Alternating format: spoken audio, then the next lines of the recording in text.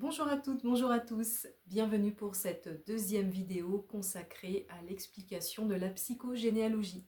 Aujourd'hui, je souhaite vous parler du génosociogramme, un outil que l'on utilise en psychogénéalogie. Le génosociogramme, qu'est-ce que c'est et à quoi sert-il? Alors, on pourrait dire que le génosociogramme est un arbre généalogique ultra détaillé sur lequel vont figurer plusieurs informations essentielles pour comprendre votre héritage familial. Parmi ces informations, votre place dans votre fratrie, les prénoms et différentes dates. L'objectif est de mettre en lumière les liens qui se jouent entre vous et certains membres de votre famille.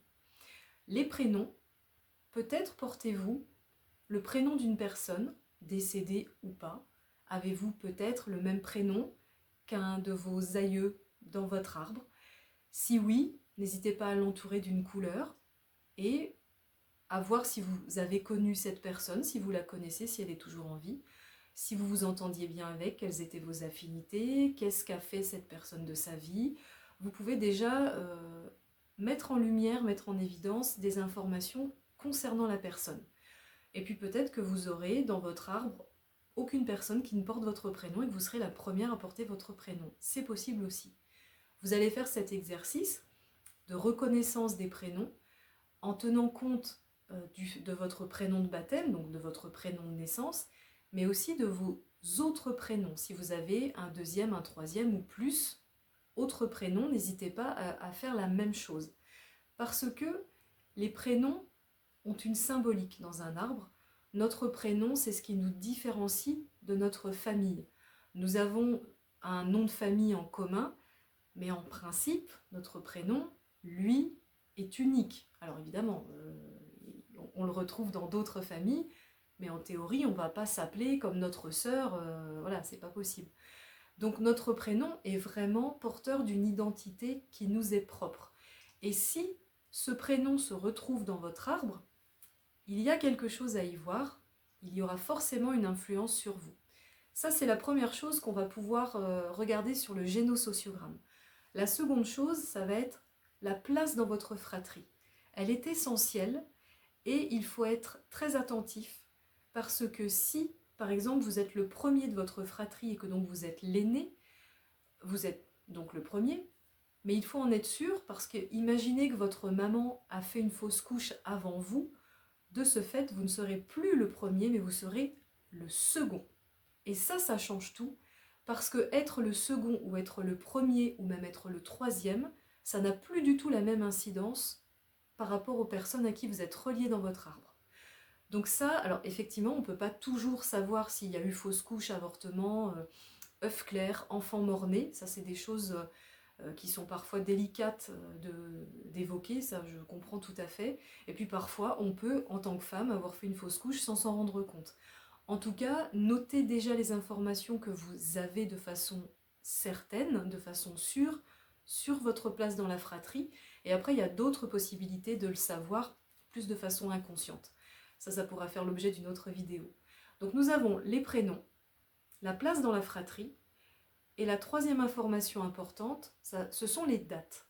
Votre date de naissance, votre date de conception approximative, les dates de mariage et les dates de décès dans votre arbre. Vous pouvez faire ce travail de noter votre date de naissance et par exemple de regarder si vous avez un de vos ancêtres qui est né à la même date que vous, à une semaine près, 3-4 jours avant, 3-4 jours après. On prend dans cette fourchette.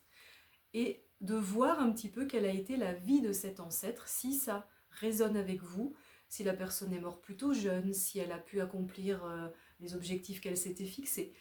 En tout cas, ce qu'il faut comprendre dans le génosociogramme, c'est que donc cet arbre ultra détaillé va nous donner des indications qui vont nous permettre de comprendre à qui vous êtes relié et de quelles blessures ou forces vous avez hérité et comment ça influence votre vie.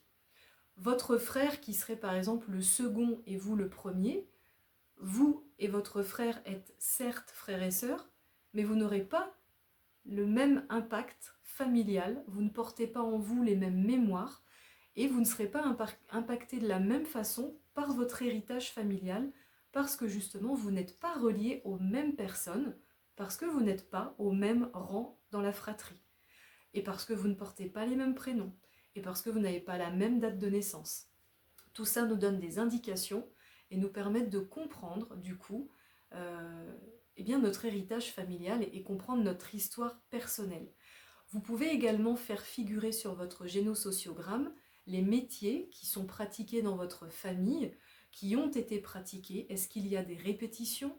Est-ce que, je prends l'exemple d'une famille qui serait gendarme de père en fils, est-ce que toutes les personnes ont aimé faire ce métier, ou au contraire, est-ce que ça a été un choix subi? On ne sait pas trop. Ça, c'est important aussi. Est-ce qu'on a fait ce métier par loyauté envers notre famille, ou au contraire, est-ce que c'était vraiment un métier de cœur? Toujours est-il que toutes ces informations vont être utiles, encore une fois, pour nous permettre de faire du lien et de comprendre notre héritage familial. Je vais m'arrêter là pour cette vidéo. Je vous remercie. N'hésitez pas à me dire en commentaire si ça vous parle. Et puis, je vous donne rendez-vous pour une troisième vidéo. Je pense que ce sera sur les prénoms, certainement. Si vous avez des questions complémentaires ou si vous souhaitez en savoir plus, n'hésitez pas à me contacter. Vous avez toutes les informations dans la barre de description sous cette vidéo. Vous avez mon mail, mon site internet, ma page Facebook. N'hésitez pas, je reste à votre écoute. À tout bientôt.